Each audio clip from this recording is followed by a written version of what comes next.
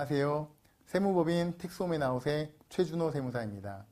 이번 시간에는 개원 시 건물을 구입하여 개원할 경우 절세할 수 있는 방법에 대해서 알아보도록 하겠습니다.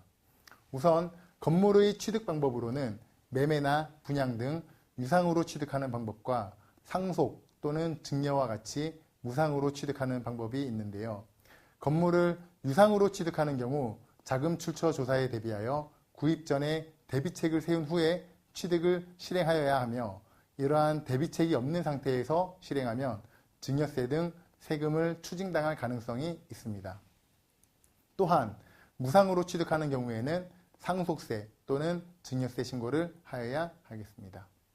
이렇게 건물을 취득한 건물 전체를 병원으로 사용하지 않고 일부만 병원으로 사용하고 나머지 부분은 다른 사람에게 임대하는 경우에는 부동산 임대사업자 등록을 하고 부가가치세 신고 및 제반 의무사항을 이행해야 합니다. 이러한 부동산을 사고 파는 경우에 양도인이 본인의 양도세 부담 때문에 다운계약서를 요청하는 경우가 있을 수 있으나, 다운계약서를 작성하는 경우 취득세가 적게 발생하는 이익이 있을 수 있지만, 장차 원장님 본인이 건물을 양도할 경우 그 차액만큼 양도차익이 발생하여 양도소득세를 추가로 부담하게 되며, 이러한 다운계약서 작성이 적발될 시에는 불법행위에 대한 과태료까지 부담하게 되므로 다운계약서는 절대로 작성하지 않도록 하여야 할 것입니다. 그러면 부동산을 원장님 명의로 구입하는 경우도 있지만 배우자의 명의로 구입하는 경우도 고려를 해야 할 텐데요.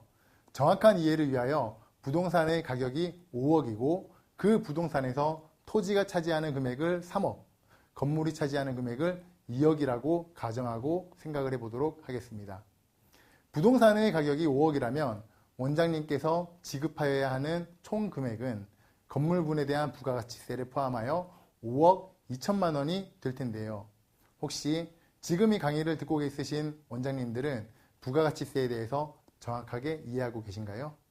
혹시 부가가치세에 대한 이해가 조금 부족하신 원장님들은 뒤에 세금 계산서 없이 경비 처리하는 것에 대한 강의를 수강하고 오시면 더욱 좋을 듯 합니다. 자, 그럼 원장님께서 지급하신 토지와 건물에 대한 5억 2천만 원 중에 만약 원장님이 피부과나 성형외과와 같은 과세사업자가 아닌 경우에는 부가가치세 2천만 원을 환급받지 못하지만 배우자 명의로 구입하였을 경우에는 배우자분이 부동산 임대사업자 등록을 하고 건물 구입 시 지급한 부가가치세 2천만 원을 환급받을 수 있게 됩니다. 물론 원장님 명의로 구입하셨을 경우 환급받지 못한 부가가치세는 건물 가격에 더해져 경비 처리를 할 수 있게 될 것입니다.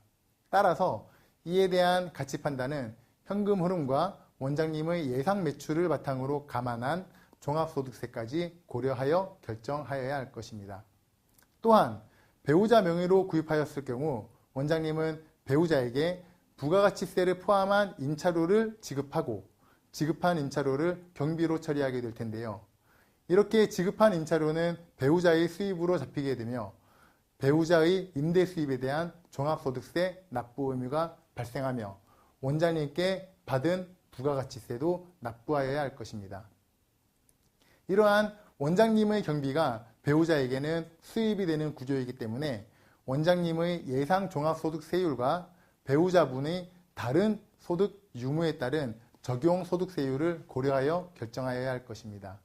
또한 배우자 명의로 구입 시 배우자의 소득이 확실하지 않으면 자금 구입 자금에 대한 자금 출처 조사가 나올 수 있는 부분까지 종합적으로 고려하여 세무 전문가와 충분한 상담을 거친 후 결정할 수 있도록 하면 되겠습니다.